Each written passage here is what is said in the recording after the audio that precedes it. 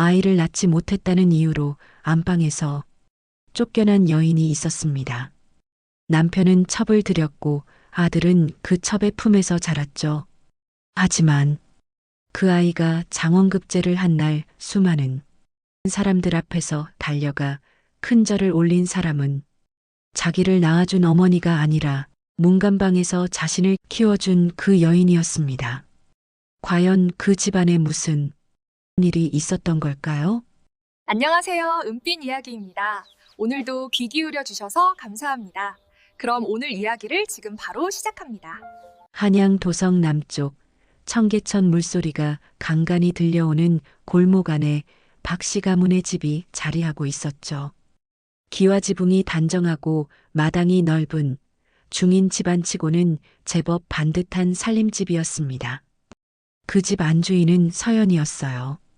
혼인한 지 꼭 7년째 되던 해 그녀는 여전히 새벽같이 일어나 부엌에 불을 지피고 시어머니 약탕기를 챙기고 집안 곳곳을 쓸고 닦았습니다. 손이 거칠어지는 것도 등이 굽어가는 것도 그녀는 개의치 않았죠.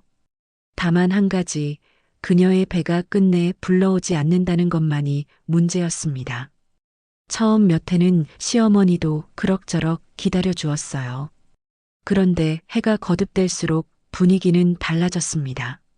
밥상 앞에서 시어머니의 시선이 서연의 아랫배에 머물다 돌아서는 일이 잦아졌고 남편 박서방은 점점 말수가 줄었죠.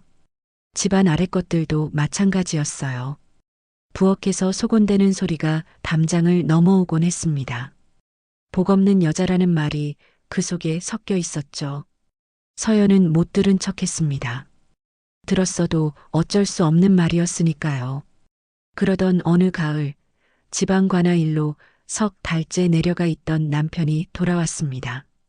그런데 그날따라 행장이 유난히 컸어요.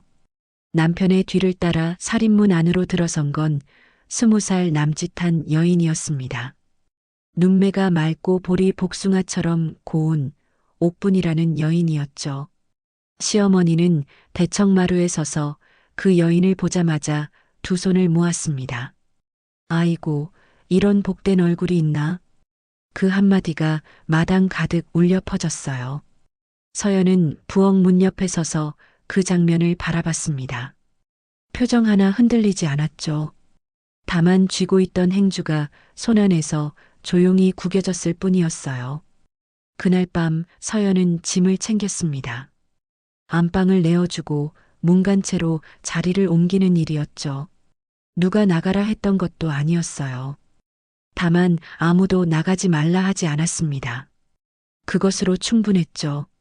서연은 낡은 이부자리를 문간채 구석에 펴면서 창밖을 바라봤어요.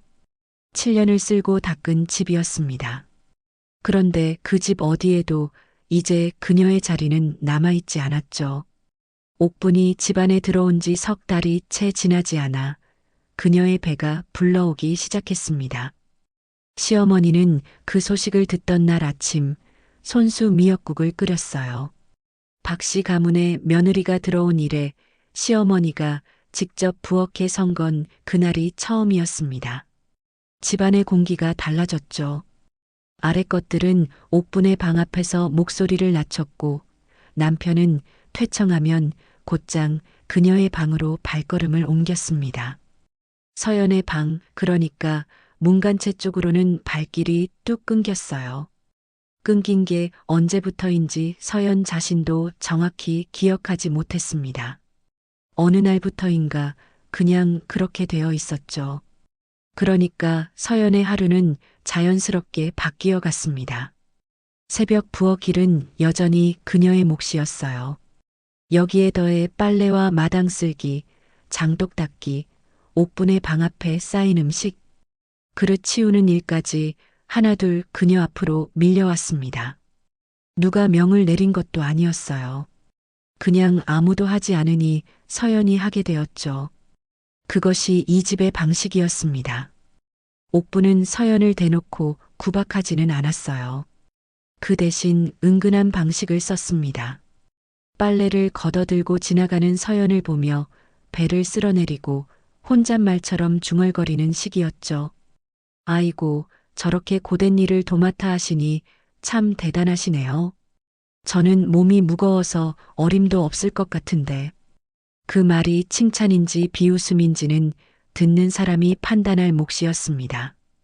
그런데 그 자리에 시어머니가 함께 있을 때면 시어머니는 그저 흐뭇하게 웃을 뿐이었어요. 서연은 아무 말도 하지 않았습니다. 빨래 광주리를 들고 조용히 돌아섰죠. 봄이 지나고 여름이 무르익을 무렵 옥분이 아들을 낳았습니다. 산실에서 아이 울음소리가 터져 나오던 순간 시어머니는 대청마루에서 두 손을 번쩍 들어 올리며 하늘을 향해 감사를 외쳤어요. 남편은 눈가가 붉어진 채로 산실 앞을 서성였습니다. 집안 아래 것들까지 기쁜 기색이 역력했죠. 서연은 그날 부엌에 있었습니다. 산모 미역국을 끓이는 일이 그녀의 몫이었으니까요. 가마솥 앞에 쭈그려 앉아 불을 들여다보는데 바깥에서 웃음소리와 축하 인사가 끊이지 않았어요. 연기가 눈으로 들어왔습니다. 서연은 손등으로 눈가를 닦았죠. 연기 때문이었습니다. 아무래도 연기 때문이었을 거예요. 그 뒤로 집안에서 서연의 위치는 더 이상 설명이 필요 없게 되었습니다. 아래 것들은 그녀에게 허드렛 일을 당연하게 넘겼고 손님이 오는 날이면 그녀는 부엌 안에서 종일 그릇을 날랐어요. 안채 마루에 앉아 손님을 맞이하는 건 옥분의 자리였습니다. 7년을 이 집 안주인으로 살아온 서연이었지만 이제 그 흔적은 어디에도 남아있지 않았죠. 서연은 그래도 매일 아침 일어났습니다. 부엌에 불을 지피고 물을 길어오고 마당을 쓸었어요. 달라진 건 아무것도 없었습니다. 다만 이 집에서 그녀가 보이지 않아도 아무도 찾지 않는다는 것, 그것 하나가 달라져 있었죠. 준호는 걸음마를 떼던 무렵부터 유난히 조용한 아이였습니다. 울음도 적고 보채는 일도 드물었죠. 그런데 그 조용함이 오히려 옥분의 신경을 건드리는 날이 많았어요. 아이가 젖을 늦게 찾거나 밤중에 뒤척이기라도 하면 옥분은 날카롭게 혀를 찼습니다. 피곤함이 그녀의 얼굴에 늘 먼저 드러났죠. 그러니까 준호가 걷기 시작하면서 자주 향하는 곳이 생겼습니다. 부엌 쪽이었어요. 아침이면 불 지피는 소리가 나고 따뜻한 냄새가 흘러나오는 그곳에는 언제나 서연이 있었습니다. 서연은 아이가 문 앞에 나타나면 하던 일을 멈추고 조용히 안아 올렸어요.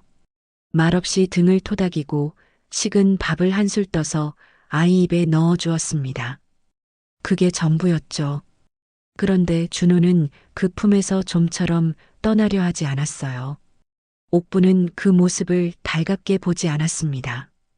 어느 날 오후 아이를 데리러 부엌 앞까지 온 옥부는 서연의 무릎에 앉아 있는 준호를 보고 목소리를 낮췄어요. 준호야, 이리 오너라.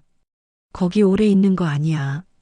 아이가 움직이지 않자 옥부는 억지로 아이를 안아들었습니다. 그러면서 아이의 귀에 바짝 입을 가져다 댔죠. 저 여자는 우리 집에서 종처럼 일하는 사람이야.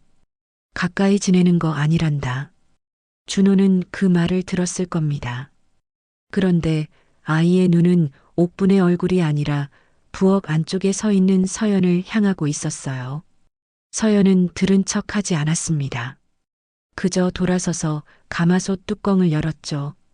그 뒤로도 준호는 틈이 나면 서연 곁으로 왔습니다. 마당에서 넘어져 무릎이 까지면 옥분의 방이 아니라 문간채 쪽으로 울면서 달려왔어요. 한겨울밤 열이 오르던 날도 마찬가지였습니다. 옥부는 아래 것을 시켜 의원을 부르게 했지만 밤새 아이 곁에 앉아 이마를 짚고 물수건을 갈아준 건 서연이었어요. 날이 밝을 때까지 자리를 뜨지 않았습니다. 열이 내린 아침 준호는 눈을 뜨며 서연의 손을 꼭 쥐었어요. 아무 말도 하지 않았습니다. 그냥 놓지 않았죠. 서연도 아무 말 하지 않았어요. 다만 아이의 이마를 한번 쓸어내리고 조용히 눈을 내리깔았습니다. 아이는 아직 어렸어요. 어머니라는 말의 뜻도 종이라는 말의 뜻도 정확히는 몰랐을 겁니다. 그런데 준호의 몸은 알고 있었죠.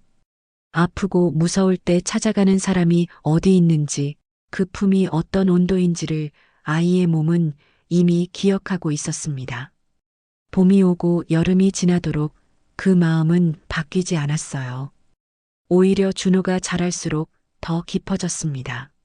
말을 배우면서 준호가 처음으로 스스로 찾아 부른 이름은 어머니가 아니었어요. 서연을 부를 때 쓰는 아이만의 작은 호칭이었습니다. 옥부는 그 사실을 알고도 모른 척했죠. 알면서 모른 척하는 것이 더 불편한 법이었습니다. 옥분이 안채를 맡은 뒤로 집안 살림의 결이 달라졌습니다. 처음에는 작은 것들이었어요. 비단 저고리 한 벌, 나전 칠기경대 하나, 품이 드는 음식 재료들. 그런데 그 작은 것들이 쌓이는 속도는 생각보다 빨랐습니다. 옥부는 아들을 낳은 뒤로 자신의 위치를 확실히 알았고 그 위치에 걸맞은 살림을 원했죠. 아무도 대놓고 말리지 않았어요. 시어머니는 손자를 안겨준 며느리에게 너그러웠고 남편은 옥분의 요구를 크게 거스르는 일이 없었습니다. 그러니까 곳간이 비어가는 것을 처음 알아챈 건 서연이었어요. 늦가을 어느 아침 서연은 장독을 열다가 멈췄습니다. 항아리 바닥이 드러나 있었죠. 부엌 안쪽 곳간을 확인하러 들어갔더니 쌀자루가 절반도 남아있지 않았어요. 서연은 아무 말 없이 그 자리에 서서 한참을 들여다봤습니다. 그의 겨울은 유난히 일찍 왔어요. 흉년이었습니다. 인근 마을에서 굽는 집이 생겼다는 소문이 돌았고 장에 나가도 곡식값이 2배로 뛰어 있었죠. 박씨 가문도 예외가 아니었습니다. 곡간은 이미 바닥을 드러내고 있었고 거기에 흉년까지 겹치자 남편의 얼굴에 처음으로 그늘이 졌어요. 옥부는 그 상황에서 비단을 내다 팔자고 했습니다. 안채에 쌓아둔 비단이 몇 필 있으니 그것을 팔아 당장 급한 불을 끄자는 것이었죠. 남편은 잠자코 듣고 있었어요. 그때 서연이 말했습니다. 문간채 쪽에서 조용히 걸어온 그녀는 마루 아래에 서서 고개를 숙였어요. 비단을 파시면 한 달을 버티기도 어렵습니다. 차라리 식솔들 식사를 줄이고 곡식 일부를 이웃과 나누십시오. 어려울 때 베푸는 집은 봄이 오면 반드시 돌려받게 되어 있습니다. 남편은 서연을 바라봤습니다. 시어머니도 마루 끝에서 그쪽을 향했죠. 옥부는 못 들은 척 고개를 돌렸어요.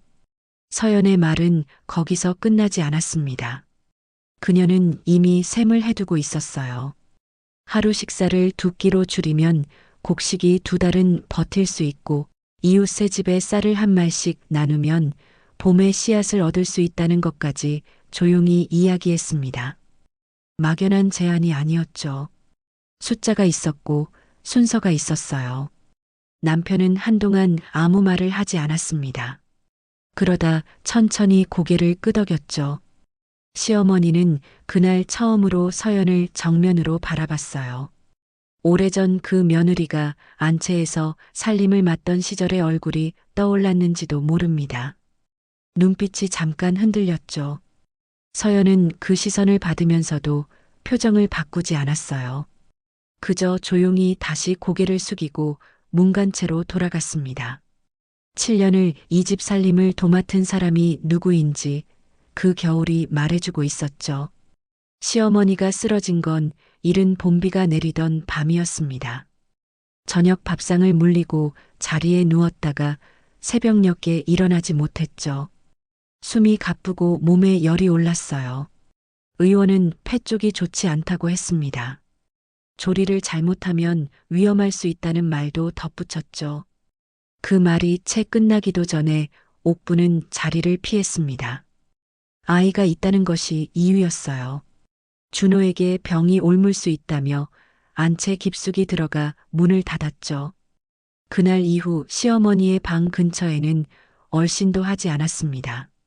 그러니까 밤 시중은 자연히 서연의 몫이 되었어요. 서연은 문간체에서 나와 시어머니 곁에 자리를 폈습니다.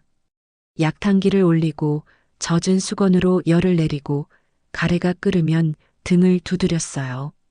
밤이 깊어지면 잠깐 눈을 붙이려 해도 시어머니의 숨소리가 거칠어지면 곧 다시 일어났습니다. 그렇게 사흘밤이 지났죠. 나흘째 새벽 시어머니의 열이 내리기 시작했습니다. 숨소리가 고르게 가라앉았어요. 서연은 손등으로 시어머니의 이마를 짚어보고 나서야 등을 벽에 기댔습니다. 창호지 너머로 여명이 스며들고 있었어요. 서연은 그 빛을 멍하니 바라봤습니다. 눈이 충혈되어 있었고 두 손은 약재 냄새가 배어 있었죠. 시어머니가 처음으로 눈을 뜨고 서연의 얼굴을 알아봤을 때 아무 말도 하지 않았습니다. 다만 마른 손을 들어 서연의 손목을 가만히 잡았어요. 그것이 전부였죠. 남편이 그 사실을 안 건 며칠 뒤였습니다. 아랫것 하나가 무심코 흘린 말이었어요. 사흘밤을 꼬박 서연이 병간호를 했다는 것, 그동안 옥부는 방문을 걸어 잠갔다는 것, 남편은 그 자리에서 한동안 말을 잇지 못했습니다. 무언가 단단한 것이 가슴 안쪽에서 천천히 무너지는 얼굴이었죠. 그 뒤로 집안 분위기는 소리 없이 달라지기 시작했습니다. 아랫 것들이 서연에게 말을 건네는 방식이 바뀌었어요. 눈을 피하지 않게 되었죠. 시어머니는 회복한 뒤로 서연이 가져다 주는 약그릇을 두 손으로 받았습니다. 작은 변화였어요. 그런데 그 작은 변화가 이 집안에서는 아주 오랜만의 일이었죠. 옥분이 움직이기 시작한 건 시어머니가 완전히 자리를 털고 일어난 직후였습니다. 집안 분위기가 서연 쪽으로 기울고 있다는 것을 그녀도 느끼고 있었죠. 그래서 먼저 손을 썼습니다. 어느 저녁 옥부는 남편 앞에서 눈물을 흘렸어요. 서연이 시어머니 약에 무언가를 넣는 것을 보았다고 했습니다. 확신에 찬 목소리였고 표정은 두려움으로 가득했죠. 남편의 얼굴이 굳었어요. 아랫 것들 사이에서도 수군거림이 번졌습니다. 그런데 시어머니가 그 말을 들었습니다. 자리에서 일어나 대청마루로 나온 시어머니는 옥분을 정면으로 바라봤어요. 목소리는 낮았지만 흔들리지 않았습니다. 내가 사흘밤을 그 손에 의탁했다. 독을 넣을 사람이 사흘을 뜬 눈으로 버티더냐. 마루 안이 조용해졌습니다.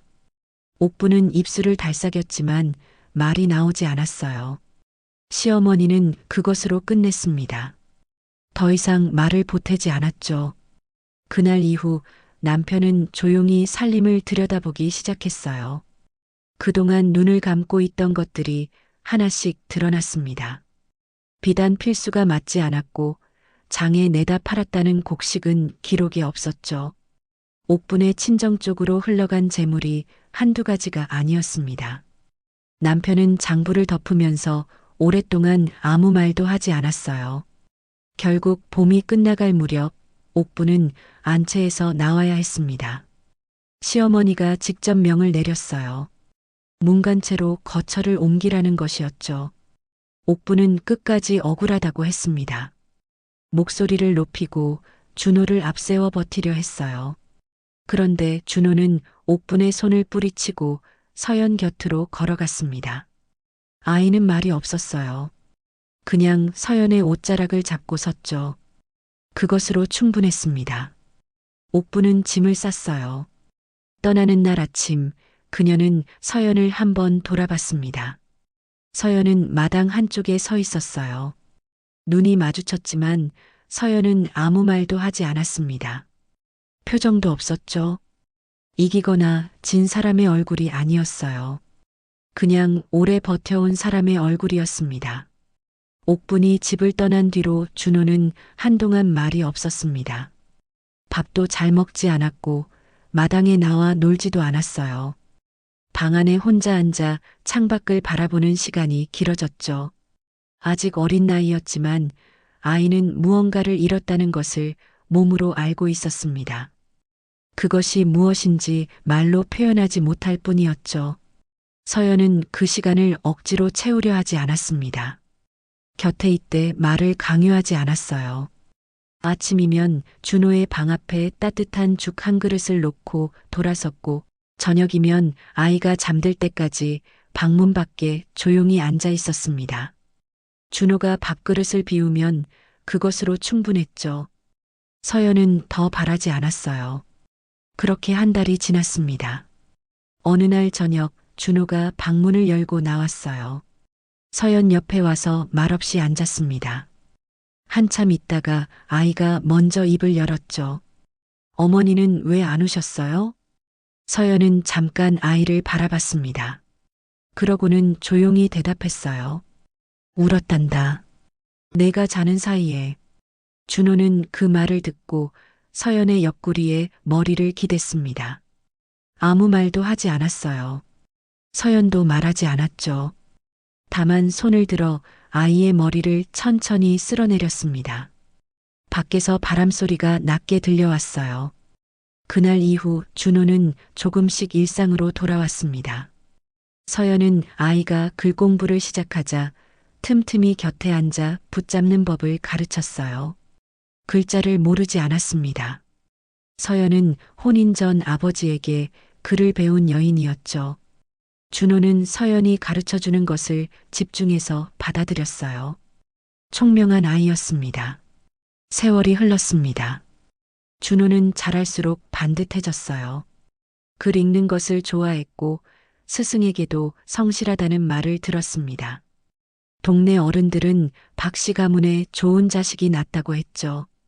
그 말을 들을 때마다 남편은 서연을 한 번씩 바라봤습니다. 말은 하지 않았어요. 다만 시선에 무게가 실려 있었죠. 준호는 15이 되던 해에 서연에게 큰 절을 올렸습니다. 명절도 아니었고 특별한 날도 아니었어요.